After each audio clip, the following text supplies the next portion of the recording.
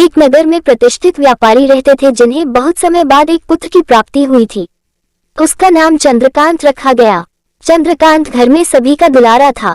अति कठिनाई एवं लंबे समय इंतजार के बाद संतान का सुख मिलने पर घर के प्रत्येक व्यक्ति के मन में व्यापारी के पुत्र चंद्रकांत के प्रति विशेष लाड प्यार था, जिसने चंद्रकांत को बहुत बिगाड़ दिया था।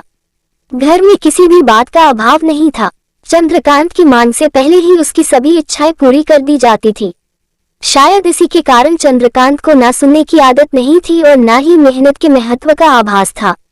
चंद्रकांत ने जीवन में कभी अभाव नहीं देखा था, इसलिए उसका नजरिया जीवन के प्रति बहुत अलग था और वही व्यापारी ने कड़ी मेहनत से अपना व्यापार बनाया था।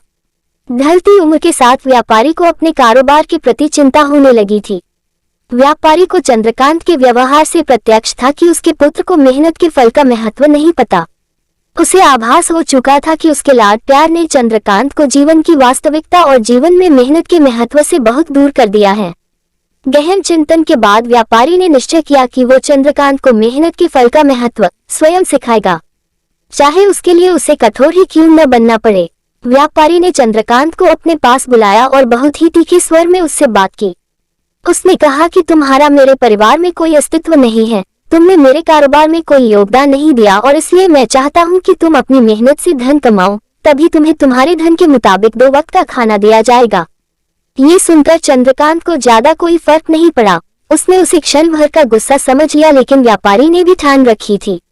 उसने घर के सभी सदस्यों को आदेश दिया कि कोई चंद्रकांत की मदद नहीं करेगा और न ही उसे बिना धन के भोजन दिया। कांत से सभी बहुत प्यार करते थे, जिसका उसने बहुत फायदा उठाया। वो रोज किसी न किसी के पास जाकर धन मांग लाता और अपने पिता को दे देता, और व्यापारी उसे उन पैसों को कुएं में फेंकने का बोलता, जिसे चंद्रकांत बिना किसी अड़चन के फेंक आता और उसे रोज भोजन मिल जाता। ऐसा कई दिनों तक चलता रहा, लेकिन अब घर के लोगों को रोज रोज धन देना भारी पड़ने लगा। सभी उससे अपनी कन्नी काटने लगे, जिस कारण चंद्रकांत को मिलने वाला धन कम होने लगा और उस धन के हिसाब से उसका भोजन भी कम होने लगा। एक दिन चंद्रकांत को किसी ने धन नहीं दिया और उसे अपनी भूख को शांत करने के लिए गांव में जाकर कार्य करना पड़ा।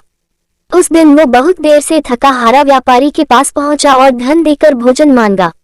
रोज के अनुसार व्यापारी ने उसे वो धन कुएं में फेंकने का आदेश दिया, जिसे इस बार चंद्रकांत सहजता से स्वीकार नहीं कर पाया और उसने पलटकर जवाब दिया, पिताजी, मैं इतनी मेहनत करके पसीना बहाकर इस धन को लाया और आपने मुझे एक क्षण में इसे कुएं में फेंकने कह दिया। ये सुनकर व्यापारी समझ गया कि आज चंद्रकांत को मेहनत के फल का महत्व समझ आ गया है। व्यापारी भली भांति जानता था कि उसके परिवार वाले चंद्रकांत की मदद कर रहे हैं, तभी चंद्रकांत इतनी आसानी से धन कुएं में डाल आता था। लेकिन उसे पता था एक न एक दिन सभी परिवारजन चंद्रकांत से कन्नी काट लेंगे। उस दिन चंद्रकांत के पास कोई विकल्प शेष नहीं होगा। व्यापारी ने चंद्रकांत को गले लगा लिया और अपना सारा कारोबार उसे सौंप दिया।